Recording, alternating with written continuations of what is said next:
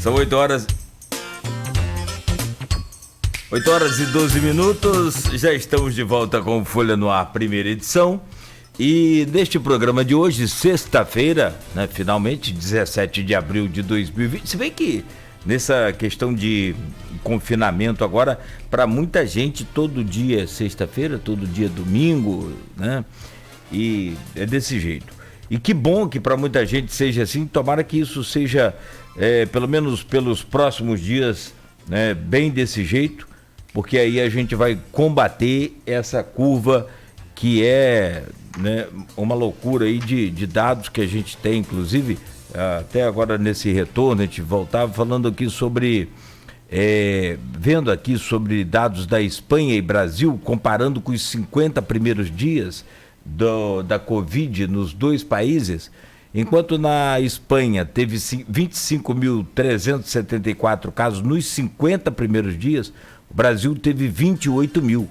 Enquanto na Espanha, nos 50 primeiros dias, morreram 1.375 pessoas, no Brasil morreram 1.736. Então os dados estão aí, são reais, só isso aqui não é pesquisa, isso aqui são dados reais, só não acredita se você não quiser. De volta com Folha no Ar, primeira edição.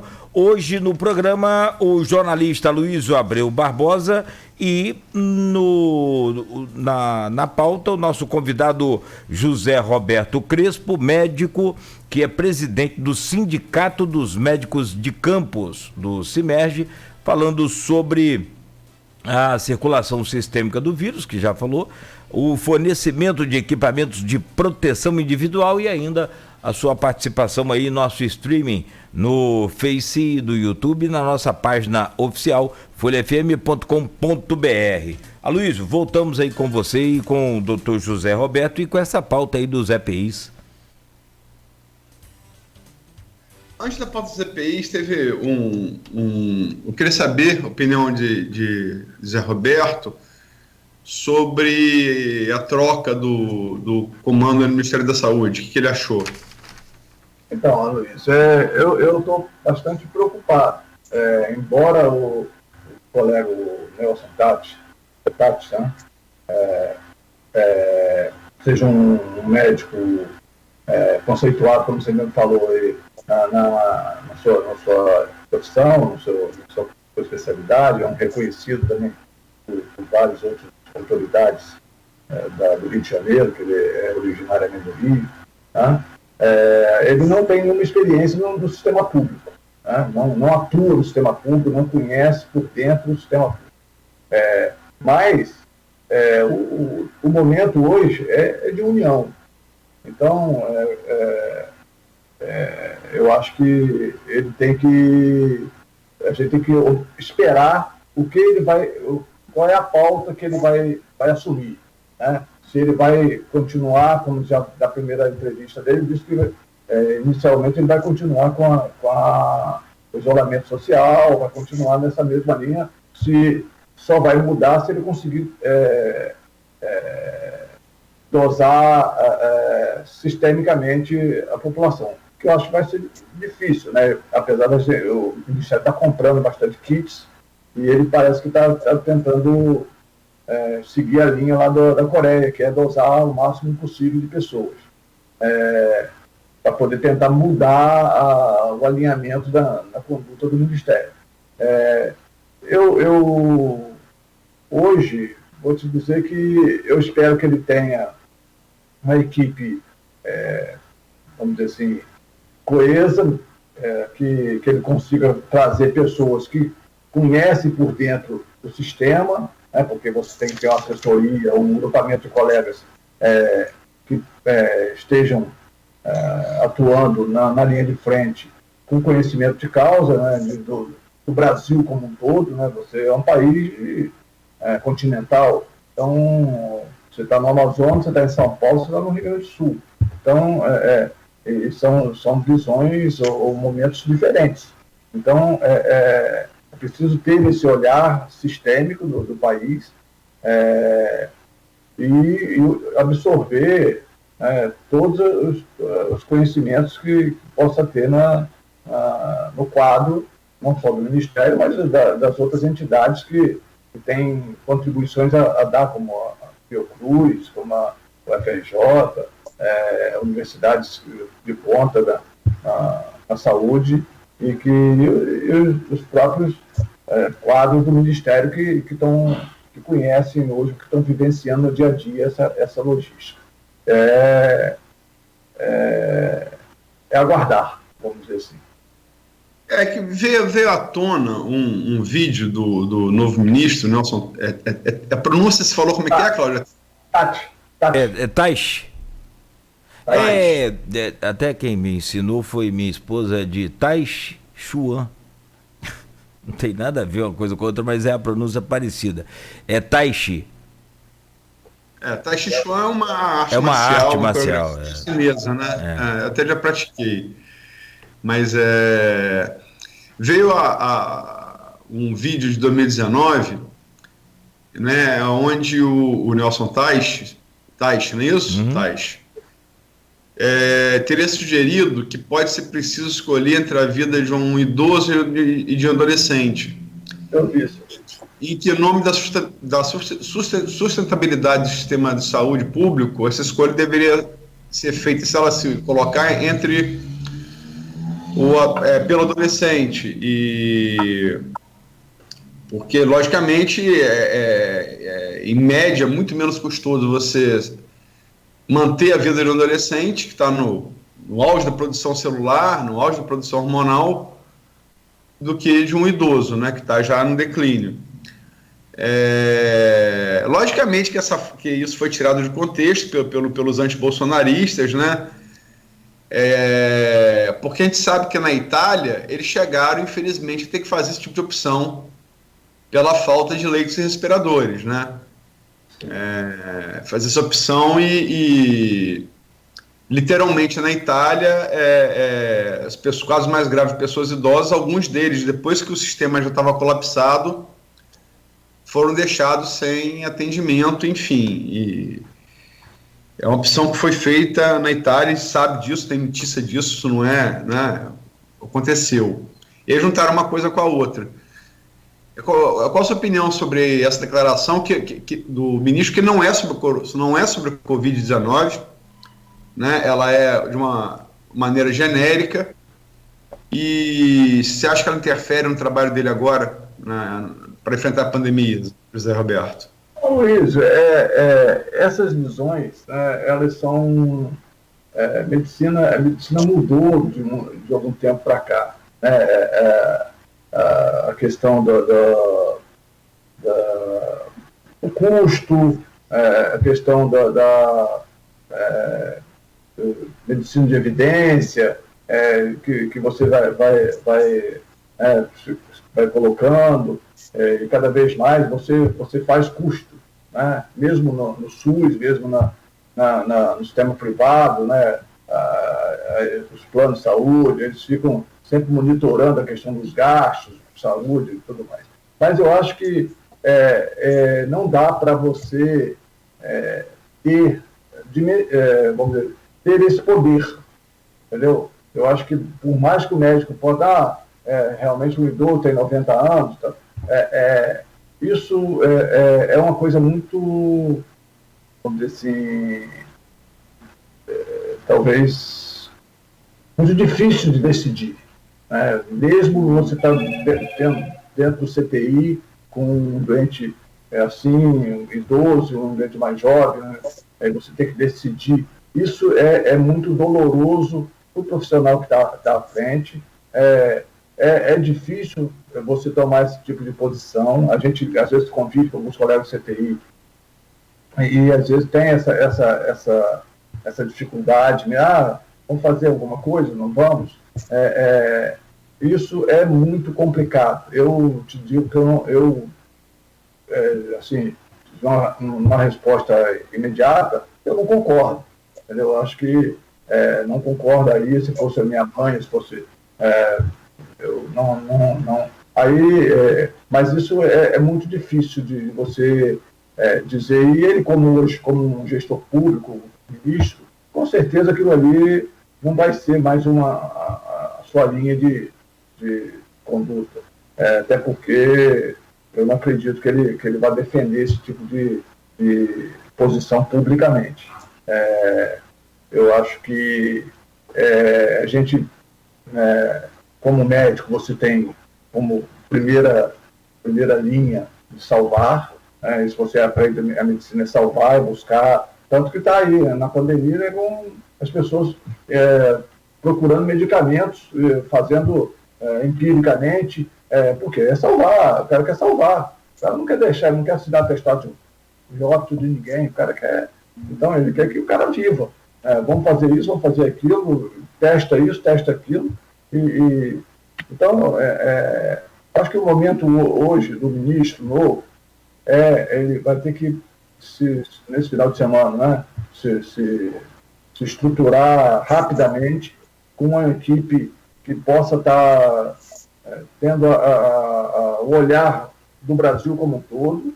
É claro que tem a questão econômica, como que o governador, que o presidente fica sempre batendo, mas não dá para você vamos dizer assim, investir na economia ou trabalhar na economia se os funcionários morrem, se o dono morre, entendeu? Então, o momento agora é de proteger a vida, é de buscar, de qualquer forma, mesmo com essa restrição ao trabalho, restrição às atividades, de buscar uma condição de prolongar a vida das pessoas, de ter a vida das pessoas de volta. E isso, você vê que, com esse levantamento, você vê quantos milhões de pessoas estão à margem desse país, né? Que não são nem cadastrados, são os informais, e aí você vê que se coloca uma reforma trabalhista, o cara faz um acordo entre patrão e empregado. Não tem acordo. Vai ter sempre, o empregado vai estar sempre, vamos dizer assim, sendo explorado, entre aspas, submisso, porque não tem força para buscar a sua sobrevivência, sua condição de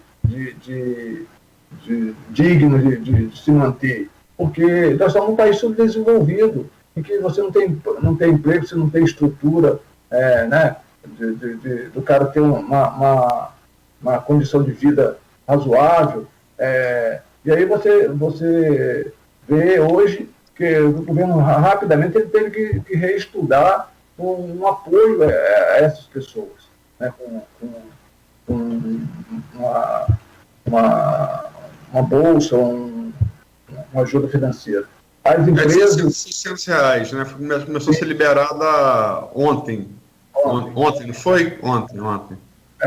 Então, e as empresas realmente estão vivendo um momento difícil, mas isso vai ser temporário, com certeza vai ser temporário. E aí é preciso uma mobilização de toda a sociedade. Você vê que as grandes empresas estão tentando ajudar, os bancos voltaram a ver que é importante eles estarem participando desse momento de ajuda financeira na compra, na doação. Ontem eu estava ouvindo uma entrevista do presidente da Única das Favelas, né? Eles estão fazendo um estudo no Rio de Janeiro e em São Paulo, nos grandes aglomerados, em que o próprio governo não tem noção dessas pessoas. Eles falam, muitas vezes a gente consegue doação de várias empresas, a gente doa uma cesta básica, vai lá e monitora, e cataloga essas casas, chega lá, tudo bem, você está me dando uma cesta básica, mas o meu botijão de gás, meu gás acabou, não tem como. Aí ele falou, as pessoas pensam uma coisa, mas o que o cidadão está precisando é outra.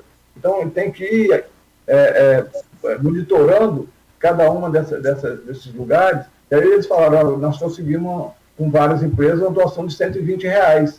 Então ele consegue ter um botijão de gás, comprar um remédio, entendeu? Aí Então, você vê que o Brasil é muito complexo e esses aglomerados, o Estado virou as costas. Você vê o Rio de Janeiro, o que era 20 anos atrás, que hoje o número de favelas já aumentou assustadoramente. Quer dizer, então, é muito difícil essa escolha de Sofia, né, de quem vai e quem fica. Isso, com certeza, para o médico é mais doloroso ainda. Não todos os colegas que eu converso, que trabalham nas UTIs, têm essa dificuldade. E é sempre um momento que não dá para decidir, né? Vamos fazer isso, vamos fazer aquilo. Porque ninguém quer esse peso, entendeu? De certa forma, nós somos uma população latina que tem, como o Cláudio falou, né, tem a questão do contato físico, do abraço. Então, isso é sempre chocante, é sempre pesado para você decidir que caminho tomar. Então, eu acho que, eu espero que, na verdade, como entidade médica e envolvido nessa questão, que o ministro tenha essa monte logo da sua equipe.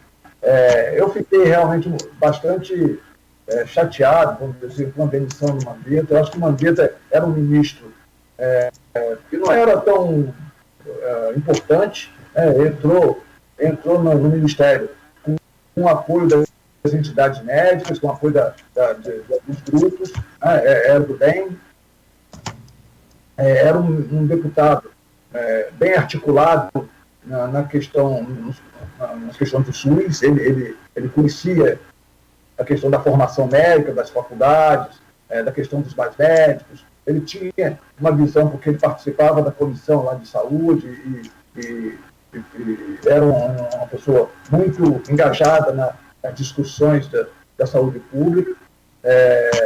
E aí foi indicado o nome dele, ele assumiu o ministério.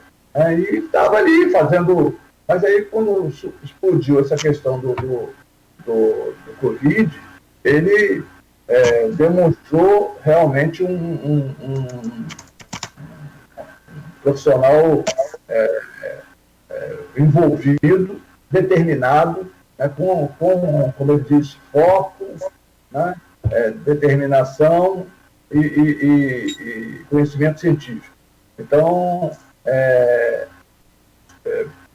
e outra coisa, abriu diariamente para a população tudo que estava acontecendo. Quer dizer, foi claro nas suas colocações, mostrando que tinha que ser feito, que era isso que ele estava sendo orientado pelos técnicos do Ministério, que as coisas iam piorar, iam ter dificuldades, e que era importante fazer isso. Mostrou, durante todo esse período, diariamente, com as coletivas, tudo que estava acontecendo, como aconteceu em São Paulo, como no Rio de Janeiro, como no Amazonas, no Ceará. Então, foi muito determinante no seu papel, e tanto que tem uma popularidade de 76%. Então, para mim, foi uma coisa triste, em termos da perda, mas agora o que a gente tem é que virar a página, é outro ministro, e eu espero que ele tenha também a habilidade de montar uma equipe tão coesa como o Mandetta montou.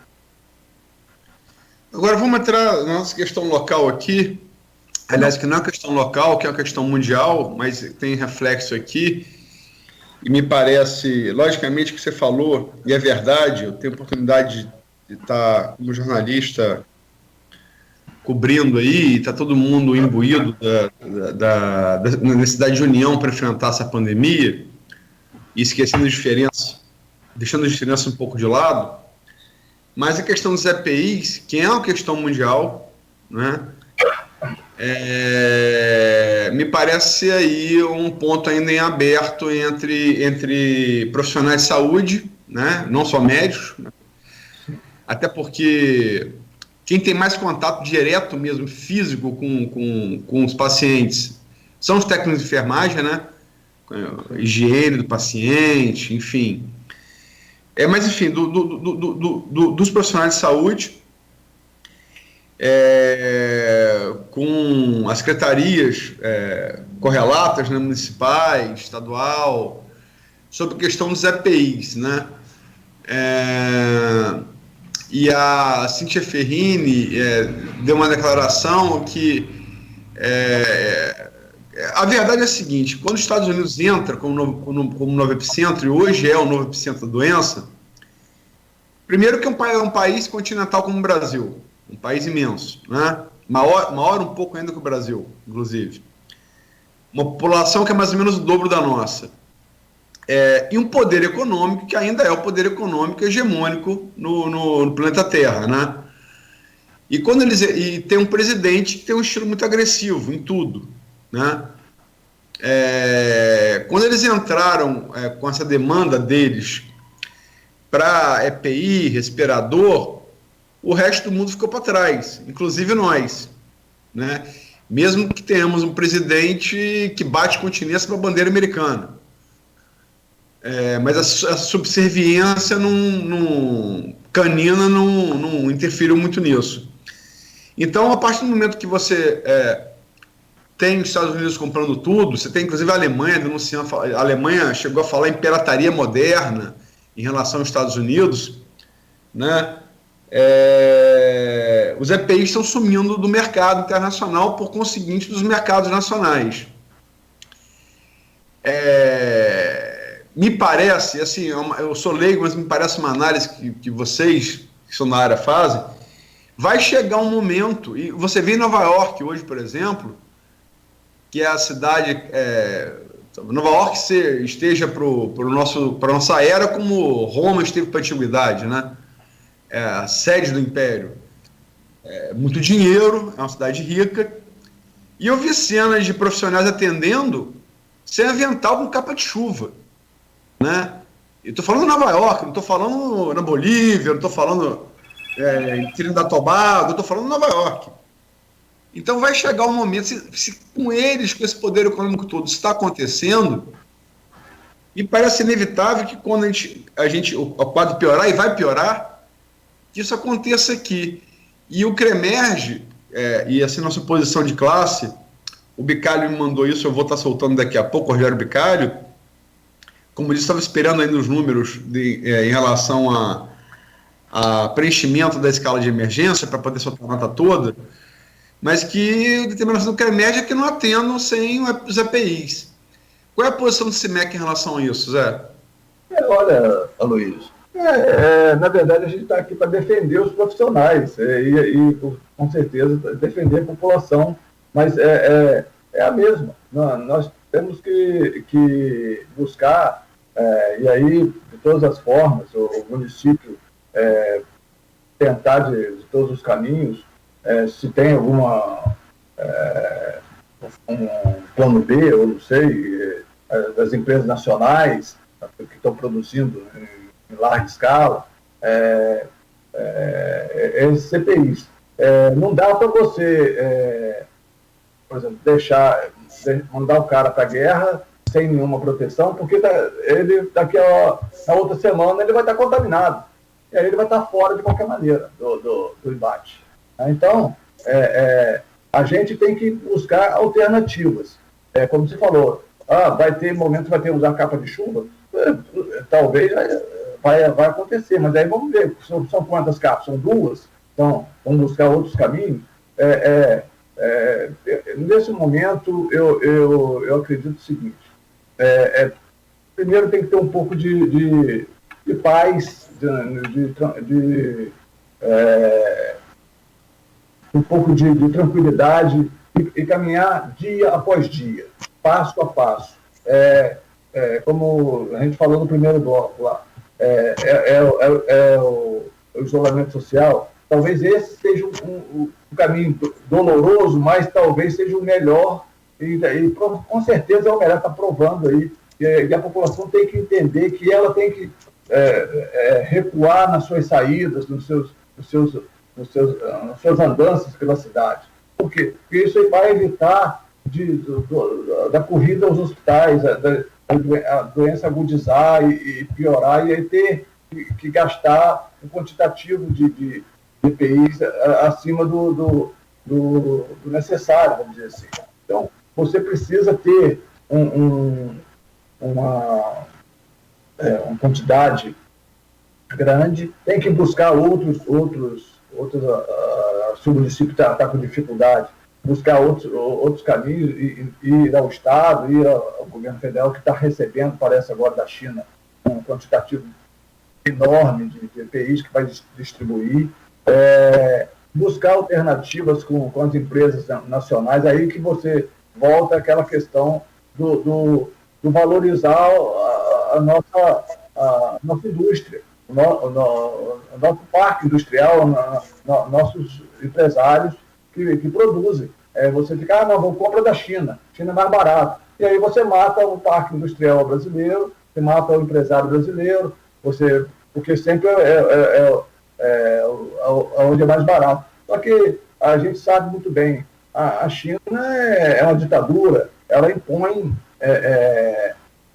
condições para as pessoas, de certa forma, muito aquém do que era vamos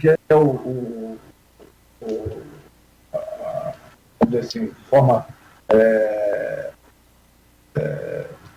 de exploração mesmo. A China ela tem, os operários têm uma jornada de trabalho muito superior que tem de descanso, de férias e de final de semana muito inferior, por exemplo, não dá nem para comparar com a CLT, né? Sim. Ela impõe isso e, portanto, se o custo do trabalho é menor, o custo do produto é menor, e ela monopoliza o mercado, não só de EPIs, como de todo o resto. De tudo. Então, mas é isso que se você tem uma indústria brasileira minimamente atuante, ou minimamente, você conseguiria, claro que o momento é outro, nós temos, mas as empresas, elas estão tentando produzir. Eu, como instituição, eu também tenho que seguir a defesa do profissional. Não dá para você pedir ao profissional para ele atuar sem nada, de peito aberto. Isso é impossível. O que a gente tem é que minimizar de alguma forma, em algum momento, aí são os gestores que vão ter que buscar a gente junto, caminhos.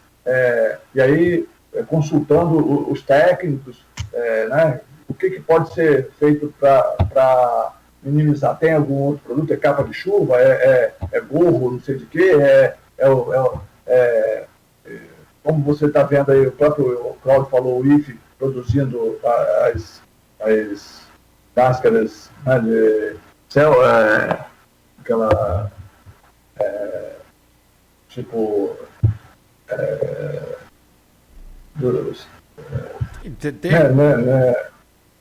Tá aqui no site. Tá aqui no site da Folha.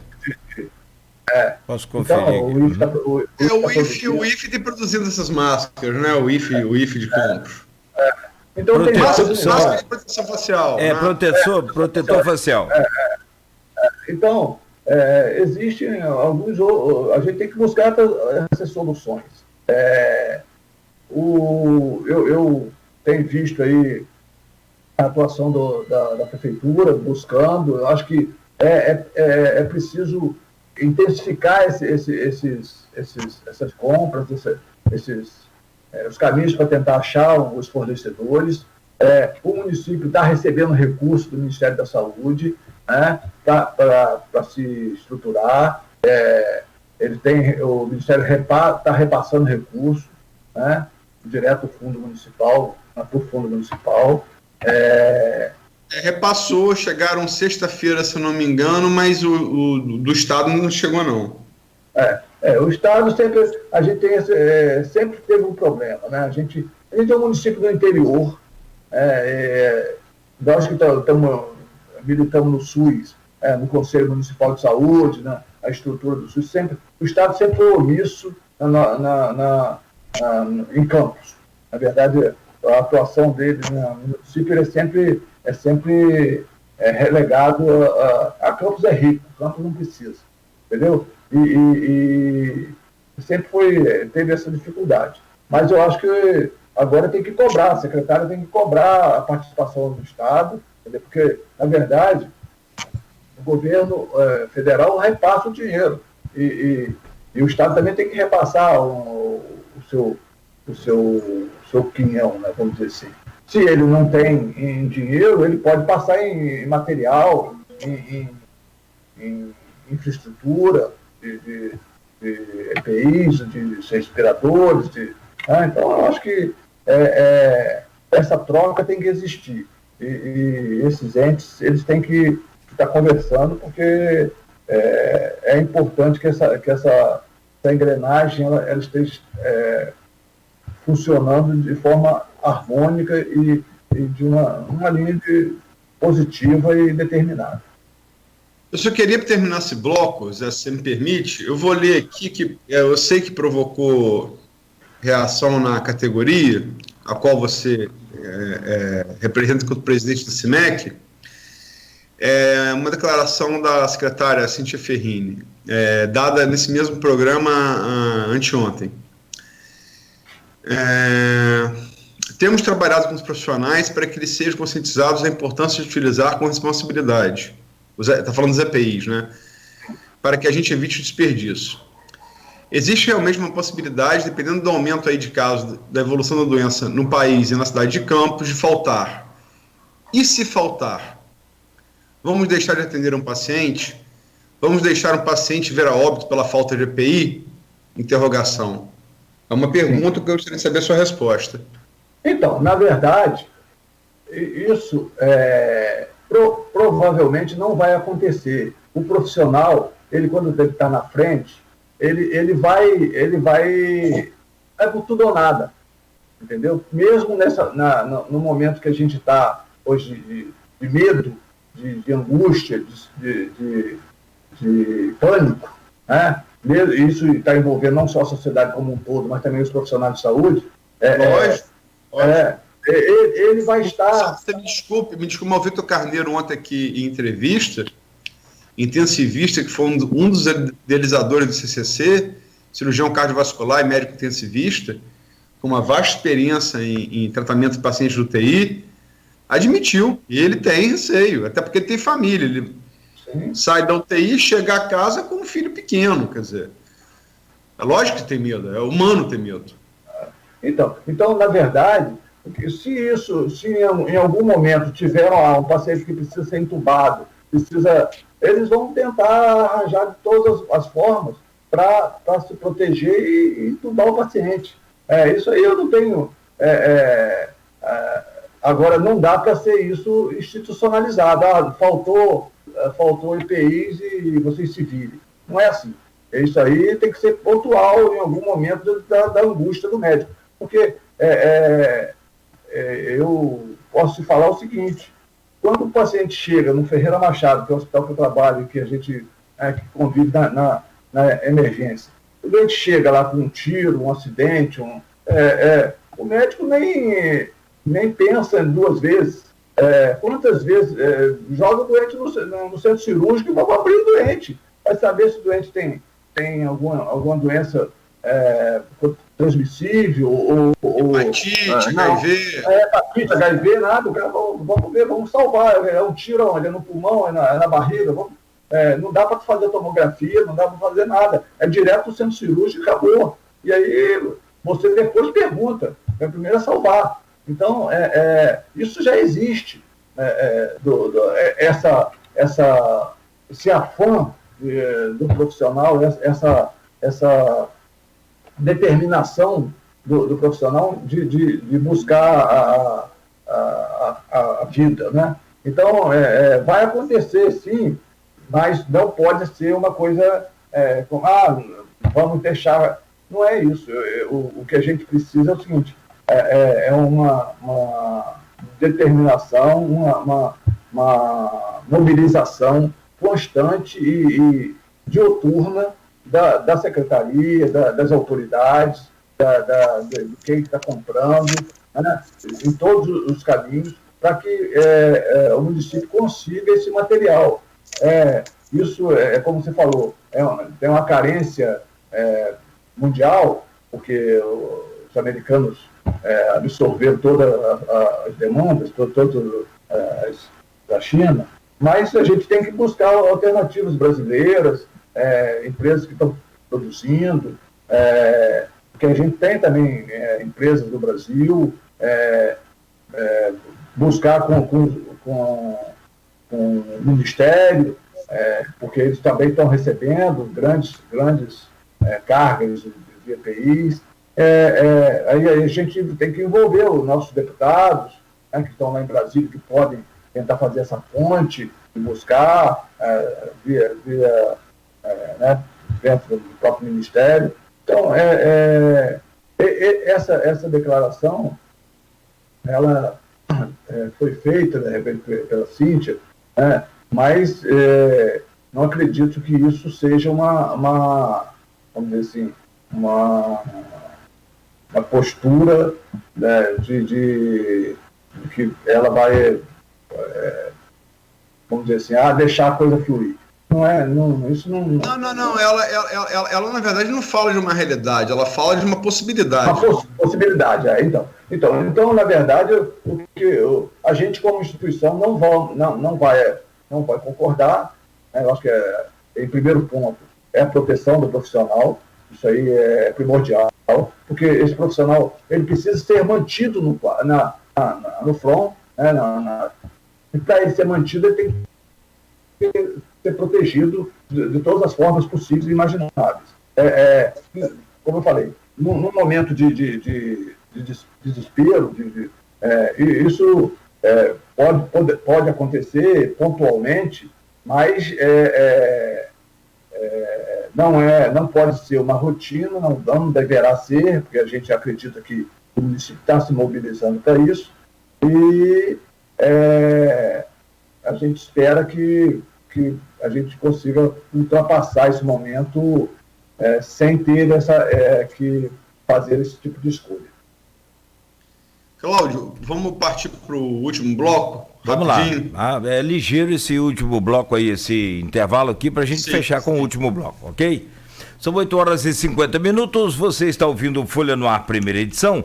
Hoje, sexta-feira, 17 de abril, o tempo é nublado agora aqui no centro da cidade, faz 23 graus. O Folha no Ar, primeira edição, volta em instantes com o jornalista Luiz Abreu Barbosa e o médico convidado, presidente do CIMEC, Sindicato dos Médicos de Campos, Dr. José Roberto Crespo. Na pauta, a recusa de profissionais da saúde em atender na emergência, outros assuntos ainda pertinentes a essa pandemia do novo coronavírus, né? E a gente acompanha todos os detalhes aqui no Folha no Ar, primeira edição, que tem o oferecimento dos laboratórios Plínio Bacelar e Clínica Proteus. Pensando na importância de